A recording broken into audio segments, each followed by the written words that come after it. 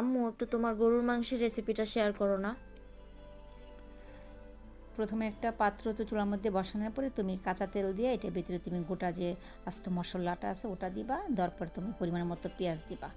দেওয়ার পর পেঁয়াজটা হালকা বাদামি কালার হয়ে আসলে তখন আগে মেখে রাখা যে মাংসটা ওইটা তুমি দেবো। ওইটার মধ্যে তোমার মাখা ছিল হচ্ছে আদা রসুন বাটা, জিরার গুঁড়া, ধনের গুঁড়া, হলুদ গুঁড়া, মরিচ গুঁড়া, তারপরে হচ্ছে তোমার মিট মশলা আর আমাদের হাতে তৈরি করা একটা যে স্পেশাল মশলা ওটা দিয়ে মেখে প্রায় আধা ঘন্টা মতো রেখে দিয়েছিলাম।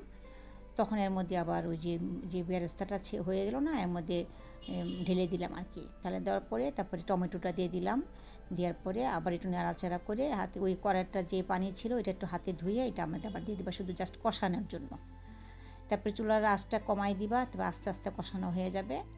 কষানো হয়ে যখন আসবে তখন তুমি আবার প্রয়োজনে একটু পানি দিবা। এরপরে আগে কেটে রাখা আলুগুলো আবার দিয়ে দিবা। অনেকে আবার আলু ভেজে দেয়, মাঝে মধ্যে আমি আলু ভেজেও দিই। কিন্তু তুমি যখন দেখবে যে হালকা সিদ্ধ হয়ে অনেকটা 3 ভাগের 2 ভাগ সিদ্ধ হয়ে আসে তখন তুমি দিয়ে দিবা আলুটা। এরপর আবার কষাবা, অনেকক্ষণ কষানোর পরে পরিমাণ মতো তুমি এটার মধ্যে পানি দিবা। গরম পানি দিলেও হয় বা ঠান্ডা পানি দিলেও হয়। তখন এটা আবার কষানোর পর যখন দেখবা সব কিছু ঠিক আছে, লবণ টবণ সব কিছু ঠিক আছে, তখন তুমি ঝোল দিবা। ঝোল দেওয়ার পরে মাখামা করে নামাই ফেলবা।